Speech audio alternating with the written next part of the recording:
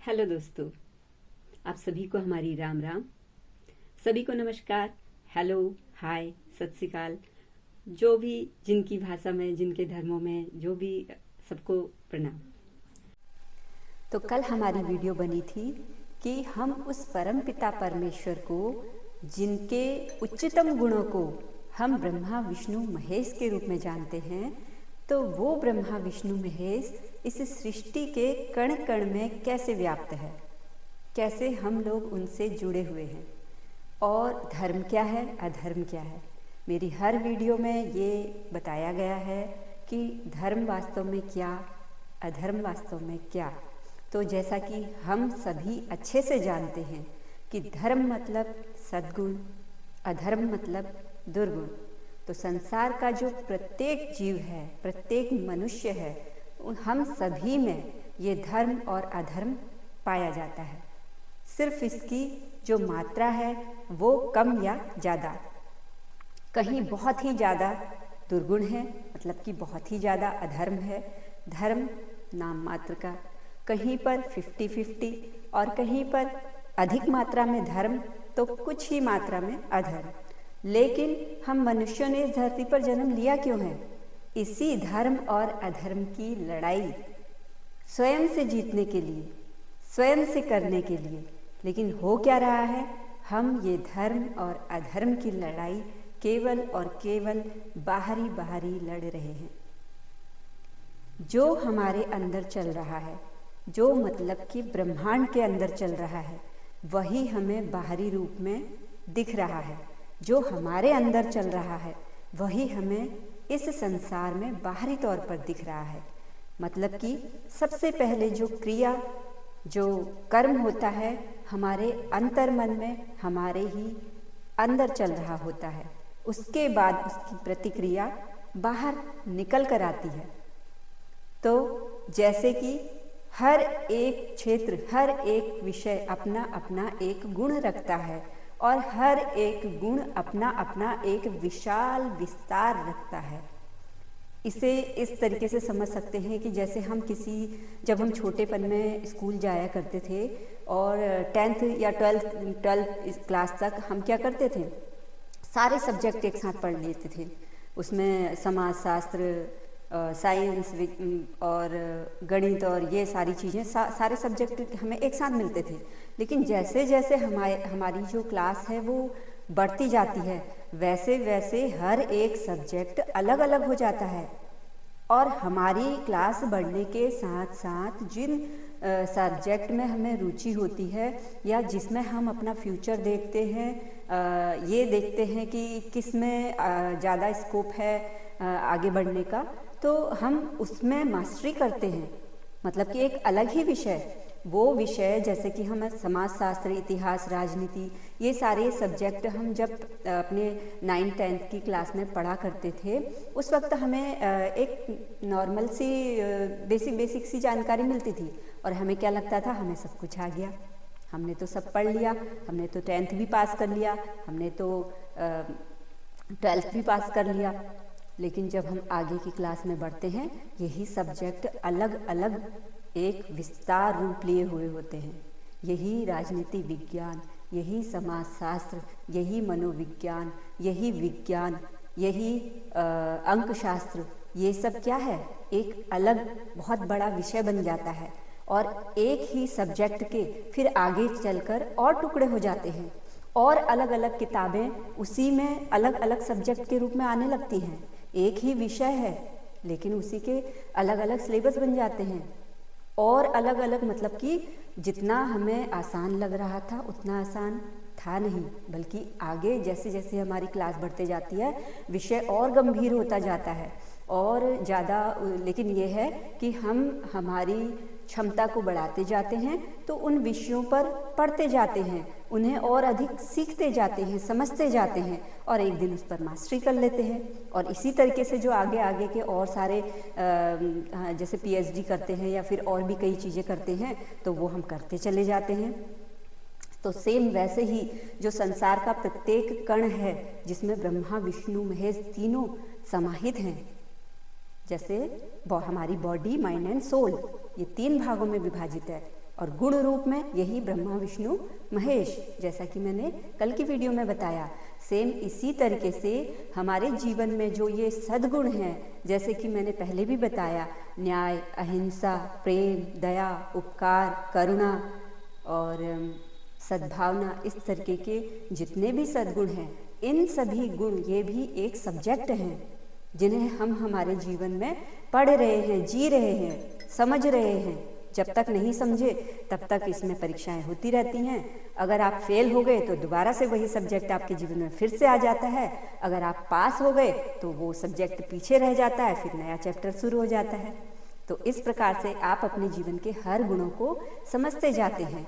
Same इसी प्रकार से हमारे समाज में जो हम न्याय अन्याय की बातें करते हैं, ये सबसे पहले हम मनुष्यों के अंदर ही विराजमान होता है ये गुण। और क्योंकि हम उसे नहीं सीखते, नहीं समझते और जाने अनजाने में धर्म धर्म कह के अधर्म ही करते चले जाते हैं, तो वही प्रतिक्रिया बाहर भी नजर आती है। अब इसे भी एक उदाहरण के तौर पर अगर हम समझे तो क्या है, न्याय का क्षेत्र क्या है। अगर बाहरी व्यवस्था में देखा जाए तो सबसे पहले हम रिपोर्ट कराने कहाँ जाते, पुलिस के पास। फिर वही मुकदमा आगे बढ़ता है तो उसे कौन हैंडल करता है, वकील। और वही सारी बातें जब आगे बढ़ जाती हैं तो इन सारी बातों को सुनने समझने के बाद जो लास्ट फाइनल डिसीजन देता है वो कौन, जज। अब इन 3 भागों में जो डिवाइड किया गया है, ये व्यवस्था, कानूनी व्यवस्था को डिवाइड किया गया है। सबसे पहले मनुष्य अगर छोटी इकाई से शुरुआत करे, क्योंकि ये सारा ब्रह्मांड हर एक गुण को लिए हुए है और हर एक गुण हर एक इकाई में मिला हुआ है, उससे जुड़ा हुआ है। और हर एक गुण जो छोटी इकाई में छोटा रूप है, वही बड़ी इकाई में बड़ा रूप होते होते आगे बढ़ जाता है। सेम इसी तरीके से जैसे हमारे सब्जेक्ट हमारी क्लासेस में बढ़ जाते हैं, तो यही हमारे अंदर यही गुण न्याय के क्षेत्र में कैसे हैं, वो ऐसे कि हमारे अंदर जो ये न्याय का गुण है, न्याय का धर्म है, ये इसमें पुलिस भी हम ही हैं, इसमें वकील भी हम ही हैं और इसमें जज भी हम ही हैं। अब होता क्या है, और इसमें चोर भी हम ही हैं, जो अपराधी है वो भी हम ही हैं।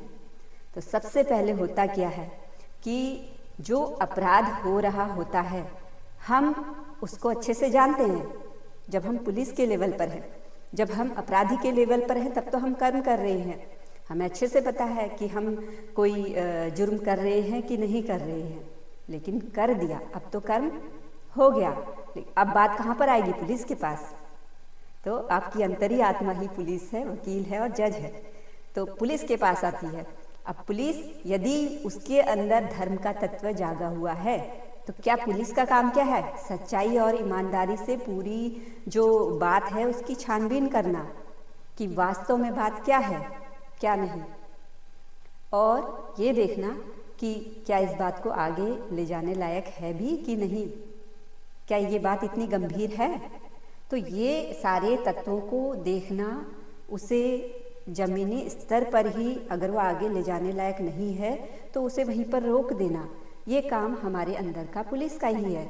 लेकिन हम क्या करते हैं, इस संसारिक मोह माया के चक्कर में पड़ के अपने और परायों को देखकर बगैर इन चीज़ों का ध्यान किए हुए कि धर्म क्या और अधर्म क्या, मतलब कि अगर ये विषय, ये कर्म यहाँ पर हुआ है, चाहे हमारे अपनों ने ही किया है, चाहे हमने खुद ने किया है, लेकिन क्या ये सही है, क्या ये धर्म है। तो यहाँ पर हम पहली रिपोर्ट लिखना छोड़ देते हैं। अगर हमारे अंदर धर्म के ऊपर अधर्म ने राज किया है, तो धर्म के ऊपर अधर्म ने कैसे राज किया कि हम अच्छे से जानते हैं सही क्या है, गलत क्या है, न्याय क्या है, अन्याय क्या है, बुरा क्या है और अच्छा क्या है। उसके बावजूद हम उसका साथ देते हैं जो जिसका साथ नहीं देना चाहिए। तो यहाँ पर क्या हो गया, पुलिस ने ही यहाँ पर गलती कर दी। अब फिर भी बाई चांस बात आगे बढ़ी तो वकील का काम क्या होता है, सत्य को सत्य साबित करना, असत्य को असत्य साबित करना, ये होता है धर्म का काम। लेकिन यहाँ पर भी वही बात कि हमारे अंदर का धर्म जागा हुआ नहीं है, तो हम लालच के वश अब ये लालच तो आजकल जो भ्रष्टाचार कह रहे हैं बढ़ रहा है, वो कहाँ से बढ़ रहा है? हमारे इसी मन के लालच से। जो हमारा विष्णु तत्व है, जो हमारा मन का क्षेत्र है, वो मलिन हो चुका है, तो उसमें विष्णु जागृत होंगे ही कैसे? वो विष्णु तत्व आएगा ही कैसे? क्योंकि जब हम वकील के रूप में सारी घटनाओं को देखते हैं, समझते हैं, परखते हैं, उसमें से ये कंक्लूजन निकालने की कोशिश करते हैं कि इसमें सत्य क्या है और असत्य क्या है, उस वक्त भी हमारे ही जो हमसे जुड़े हुए लोग हैं, चाहे वो मित्र हो, चाहे रिश्तेदार हो, चाहे वो अड़ोसी पड़ोसी हो, चाहे वो कोई भी हो, उस वक्त भी हमारा उससे क्या लगाव है, हमारा उस पर मोह कितना टिका हुआ है और हम उस पर कितने टिके हुए हैं, ये सारी बातें कहीं ना कहीं सत्य को सामने उजागर होने से रोक देती हैं। तो यहाँ पर भी क्या हुआ? धर्म अधर्म के आगे झुक गया। तो यहाँ पर भी आप अपने ही वकील थे, आप सारी घटनाओं को देख रहे थे, समझ रहे थे और आपने दूध का दूध, पानी का पानी अच्छे से समझ लिया, लेकिन उसके बावजूद धर्म का साथ नहीं दिया। अब यहाँ पर आती है बारी जज की। जज भी कौन है? आप ही हैं। एक वकील का काम भी अगर आपने ईमानदारी से किया, यदि आपके अंदर का वकील जागा है, वकील मतलब ये सारे गुण सबके अंदर है, मैं गुणों की बात कर रही हूँ। आप अगर इस वीडियो को ध्यान से सुनेंगे तो ही आपको ये समझ में आएगा, नहीं तो 2 से 3 बार बार बार सुनते रहिए, तब जाके हो सकता है आपको अच्छे से समझ में आए। वकील, एक जज का काम क्या होता है?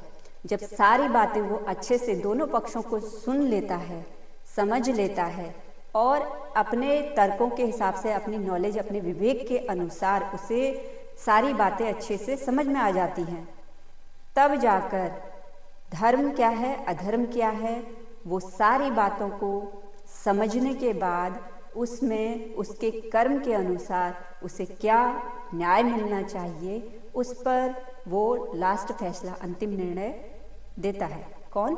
जज। और वो अंतिम निर्णय उनका अंतिम निर्णय होता है।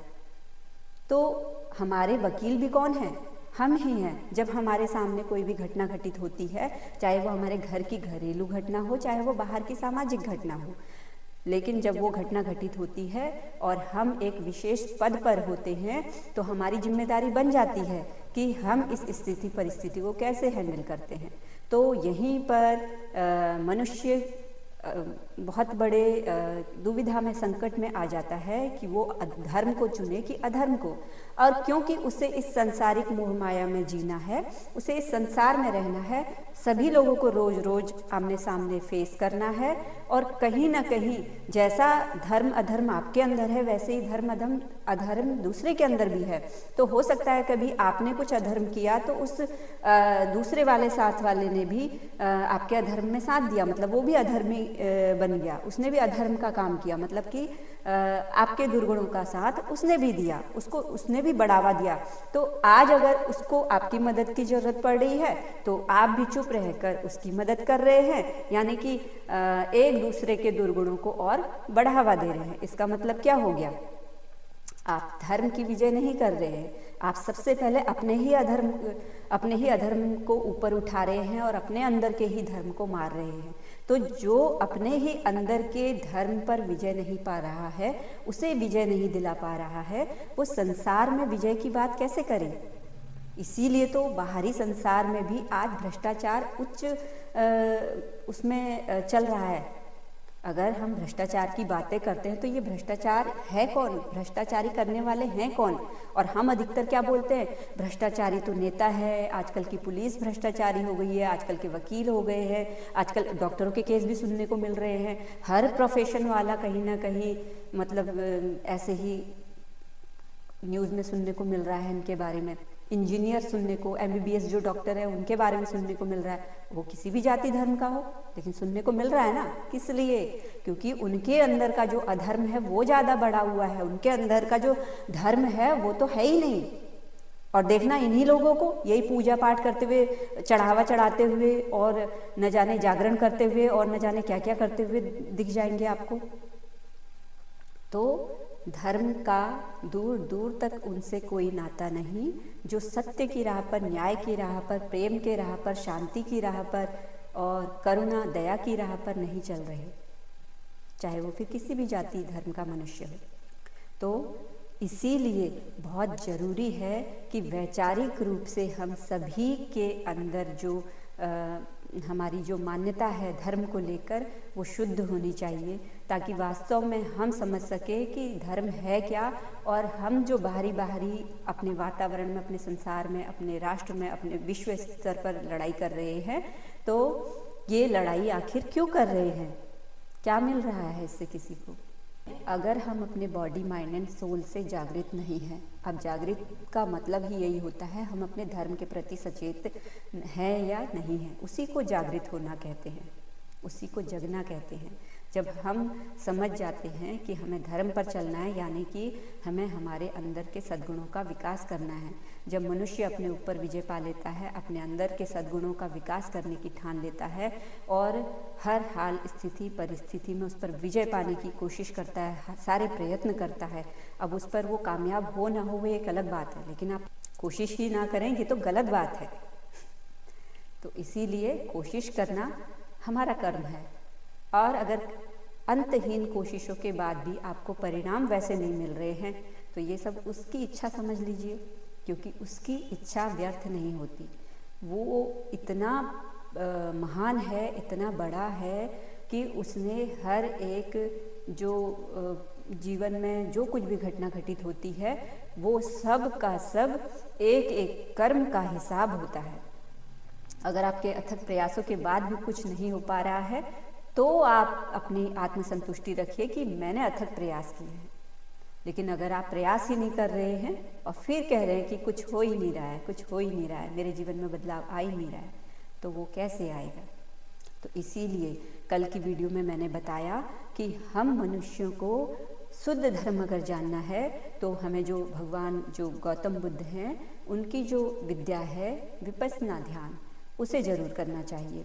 अब इस पर वीडियो बनाना इसलिए आवश्यक हो गया क्योंकि भगवान बुद्ध का नाम यहाँ पर आ गया। अब बुद्ध से संबंधित जो भी अन्य धर्म के लोग होंगे वो भगवान बुद्ध का नाम सुनते ही ये सोचेंगे कि ये तो बौद्ध धर्म की बात हो गई, फिर से हमें किसी अन्य धर्म में डाइवर्ट कर देने की बात हो गई। हमारी मतलब हमारे माइंड को कहीं ब्रेन वॉश तो नहीं किया जा रहा। तो इसीलिए मैं ये वीडियो बना रही हूँ कि विपश्यना ध्यान विधि वो विद्या है। देखो इस संसार में जो भी सूफी संत हुए, महात्मा हुए हैं, जो वास्तव में उस ईश्वर के सानिध्य में रहे हैं, जिन्होंने वास्तव में निर्वाण की प्राप्ति की है ना, तो वो किसी एक का नहीं, किसी एक धर्म का नहीं, वो समस्त संसार का है। वो संत समस्त संसार का है, और जो भी ऐसा संत होता है वो उस ईश्वर समान ही है, क्योंकि हम सभी के अंदर वो विराजमान है। तो उसका प्रकटीकरण ही तब होगा जब वो अपने बॉडी माइंड एंड सोल से पूर्ण रूप से शुद्ध होंगे। उन्होंने अपने कर्मों के हर एक भाग को जी लिया होगा, इसीलिए तो उन्हें निर्वाण की प्राप्ति होती कि अब उनका कोई कर्म बंधन ही नहीं बचा। तो इसीलिए जो भगवान गौतम बुद्ध हैं उन्होंने भी अपने जीवन के तप जप तप ध्यान हर एक विद्या से अंत में ये समझ में आया उन्हें कि समस्त संसार के लिए, मनुष्यों के लिए आखिर ऐसी कौन सी विद्या है जिस पर वो बेहिचक होकर चल सके, आगे बढ़ सके, ये देख सकें, ये सीख सकें कि जो निर्वाण की प्राप्ति उन्हें हो रही है, जो शांति उन्हें प्राप्त हुई, जो उन्होंने अपना और बहुत लोगों का कल्याण साधा जिस विद्या से, वो विद्या कैसे संसार में आए और कैसे लोग उससे कनेक्ट हुए। क्योंकि होता क्या है, हर धर्म की अपनी अपनी संस्कृति, परंपराएं, रीति रिवाज है, मान्यताएं हैं। हर धर्म ने अपने अपने भगवान अलग चुन रखे हैं। अब ऐसे में कोई ऐसी विद्या तो होनी चाहिए जिसको हर प्रकार का जो धर्म का व्यक्ति है वो एक्सेप्ट कर ले, स्वीकार कर ले, और यही विद्या है विपश्यना ध्यान। विपश्यना ध्यान क्यों? क्योंकि हम भले ही किसी भी जाति से हो, किसी भी धर्म से हो, लेकिन एक चीज़ तो हम सभी में समान है। वो क्या? क्योंकि हम सभी मनुष्य हैं। क्या सिर्फ अगर हम अपने पहनावे को और अपने जो रहन सहन खान पान है इसके बारे में किसी को ना बताएं, और कुछ लोगों को सेम कपड़े पहनाकर एक जगह खड़ा कर दें। उनमें से आप बता सकते हैं कि इसमें हिंदू कौन, मुस्लिम कौन, सिख कौन, ईसाई कौन? नहीं बता सकते ना। हमारे अंदर जो खून बह रहा है, क्या इसको अलग अलग उसमें रख दिया जाए सैंपल में और बता सकते हैं कि ये किसका खून है? नहीं बता सकते। सेम इसी तरीके से जो सत्य है वही ईश्वर है, वही भगवान है, और वो सत्य हम सब सुनते हुए आ रहे हैं कि वो सबका मालिक एक है, वो परम पिता परमेश्वर एक है। भले ही उसे पाने के रास्ते अलग अलग हों, विद्याएं अलग अलग हों, शिक्षाएं अलग अलग हों, लेकिन मंजिल तो एक ही है ना। तो इसीलिए गौतम बुद्ध ने वो मार्ग अपनाया जिसे हर कोई अपना सके। जैसे सबका शरीर एक है, जैसे सबके अंदर बहता खून एक है, वैसे ही सभी मनुष्य, सभी प्राणी जो जीवित हैं, जो सांस ले रहे हैं, वो सबका सत्य है। तो ये जो हमारी सांस है जिसे हम ले रहे हैं, ये सबका सत्य है।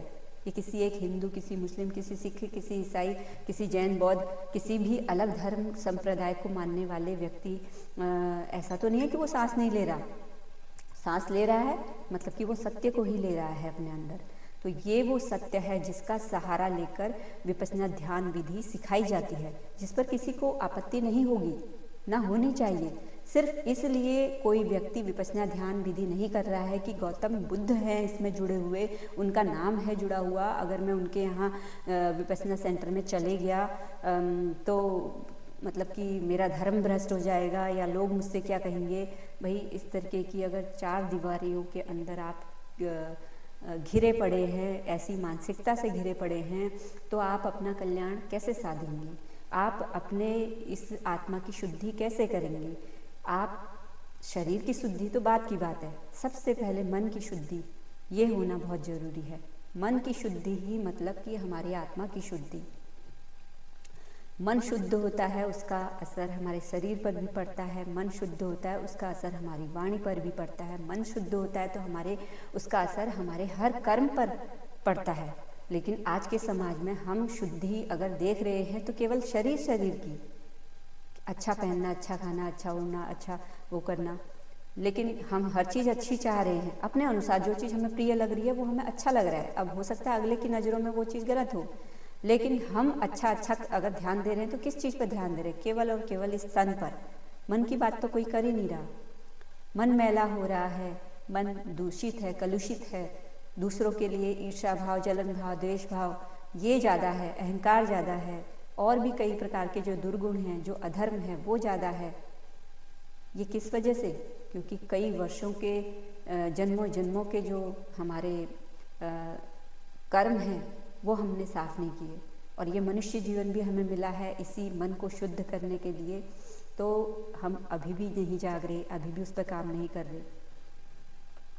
मन की शुद्धि इन्हीं सांसों के जरिए, इन्हीं सांसों पर ध्यान टिकाकर होती है। अब अगर मैं आपको ये बोलूँ कि सांसों पर ध्यान टिकाना है तो आप सोचेंगे इसमें कौन सी बड़ी बात है, ये तो हम घर पर ही कर लेंगे, फिर इसके लिए हमें वहाँ बौद्ध सेंटर जाने की क्या ज़रूरत है। हर जगह का अपना एक प्रभाव होता है। जैसे घर में बच्चा नहीं पढ़ सकता, वैसे जैसे वो स्कूल में पढ़ता है, उसके लिए उसे स्कूल भेजना ही पड़ता है। ये नहीं है कि माँ बाप ये बोल दे कि नहीं हम तो इसे घर पर ही पढ़ा लेंगे, है ना, 1 से लेकर 10वीं तक हम इसे घर पर ही पढ़ा लेंगे, बाद में जब हाई रैंक पे ये जाएगा तो तब जाके हम इसे स्कूल भेजेंगे। ऐसा नहीं है। उसकी बेसिक शिक्षा का जो क्षेत्र है, जो माहौल है, जो उसे मिलना चाहिए स्थान, वो उसे स्कूल में ही मिल सकता है। जो ध्यान उसे मिलना चाहिए वो उसे स्कूल में ही मिल सकता है। तो जो ज्ञान उसे मिलेगा वो भी उसे स्कूल में ही मिलेगा, वो ज्ञान उसे घर पे कभी नहीं मिल सकता। इसलिए बौद्ध सेंटर जाना जरूरी है, क्योंकि वहाँ वैसा माहौल बनाया जाता है। पूरा 10 दिन का मौन रखा जाता है और इस प्रकार की व्यवस्था की जाती है कि आप किसी भी प्रकार से डिस्टर्ब ना हो, केवल और केवल अपने तप पर, अपने ध्यान पर ध्यान लगाए, किसी प्रकार की कोई आपत्ति आपको ना हो। तो जब इस और वहाँ काम करने वाला भी जो धर्म के लिए मनुष्य के अंदर धर्म की जागृति हो, उसके लिए जो ये विपश्यना सेंटर चलाए जाते हैं, ये भी बहुत बड़े महान संत ही हैं जो हमें अलग अलग पैंट शूट में कोट पैंट में वहाँ पर बैठे हुए नज़र आ रहे हैं या फिर बड़े बड़े उसमें नज़र आ रहे हैं, उनको देखकर हम ये नहीं कहेंगे कि ये तो मतलब ऋषि मुनि नहीं है, साधु संत नहीं है, इन्होंने ये नहीं पहना या इन्होंने ये नहीं डाला या ये टीका नहीं लगाया या ये नहीं किया वो नहीं किया, इसका मतलब संत नहीं, वो मानव कल्याण के लिए वहाँ पर बैठे हुए हैं, सबके लिए सुविधा बनाकर वहाँ पर बैठे हुए हैं। विपश्यना ध्यान की व्यवस्था वो कर रहे हैं। सब अधिक से अधिक कैसे अपने मन की शुद्धि करें, कैसे अपने जीवन में शांति पाएं, कैसे अपने जीवन को अच्छा निखारें संवारें, इस प्रयास हेतु वो सब लोग वहाँ पर बैठे हुए सेवा दे रहे होते हैं। तो उनसे बड़ा संत और कौन है। अब मैं ये नहीं कहती कि अधर्म का गुण उनके अंदर होगा ही नहीं, हम सभी मनुष्य हैं तो हमारे अंदर अधर्म भी होगा और धर्म भी होगा। सिर्फ हम इस धरती पर इसीलिए तो आए हैं, अपने अंदर के धर्म और अधर्म में युद्ध करने के लिए। इसीलिए तो मैं कहती हूँ कि हर संत मनुष्य, जो संसार का प्रत्येक व्यक्ति है, वो एक योद्धा है, धर्म योद्धा। उसे अपने अधर्म पर विजय पानी है, अपने धर्म को जिताना है।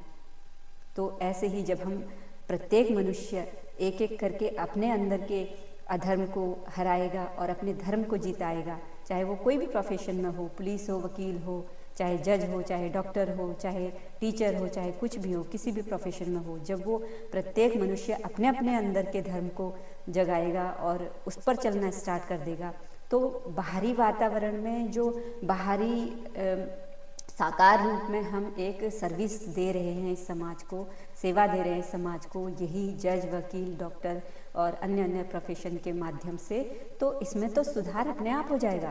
क्योंकि सबसे पहले सुधार तो आंतरिक सुधार चाहिए ना। तो सबसे पहले जो आंतरिक सुधार होगा तभी बाहरी सुधार भी होगा। तो इसीलिए मैं कहती हूँ कि मेरी जितने भी वीडियोज़ हैं, अगर आपको सही लगती हैं, समझ में आती हैं, तो प्लीज़ इन्हें शेयर करना ना भूलिएगा, क्योंकि ये बहुत ज़रूरी है, ऐसा मुझे लगता है। और आपको भी लगता होगा। अब आप शेयर नहीं करते तो अलग बात है, और शेयर करते हो तो बहुत बहुत अच्छी बात है। उन सभी का मैं तहे दिल से धन्यवाद करती हूँ। और अभी तक आपने मेरे YouTube चैनल कल्पना अधिकारी को सब्सक्राइब नहीं किया है तो सब्सक्राइब करके रख लीजिए। बेल आइकन को दबाना मत भूलना, ताकि आने वाले सभी वीडियोज़ के नोटिफिकेशन आपको मिलते रहे। तब तक के लिए धन्यवाद। और मेरे ख्याल से आपको अच्छे से समझ में आ गया होगा कि विपश्यना ध्यान क्यों करना चाहिए, हमें जाना है कि नहीं जाना है, हमें करना है कि नहीं करना है। एटलीस्ट अपने लिए एक बार तो मौका दीजिए अपने आप को समझने के लिए कि ये धर्म वास्तव में है क्या। और जो अभी मैंने विपश्यना ध्यान का बखान इतना किया है, ये इसमें आखिर ऐसा क्या है जो मैं इस पर इतना जोर दे रही हूँ। ये तो जब आप वहाँ से होकर आएंगे, आप इसे करेंगे, तभी आपको समझ में आएगा अच्छे से कि मैं क्यों इस बात पर ज़्यादा जोर देती हूँ कि मनुष्य को अपने जीवन में अपने सारे कर्मों के साथ में ध्यान को भी जीवन में लाना चाहिए, क्योंकि ये बहुत ज़रूरी है। जैसे हम रोज़ खाना खाते हैं, वैसे ही हमारे मन का खाना है ये ध्यान। जो हमारे जो बाहरी शरीर को है, जो खाना है हमारे बाहरी शरीर को अगर बलवान बना रहा है, तो हमारे मन को बलवान बनाने वाला है ये ध्यान। आप सभी को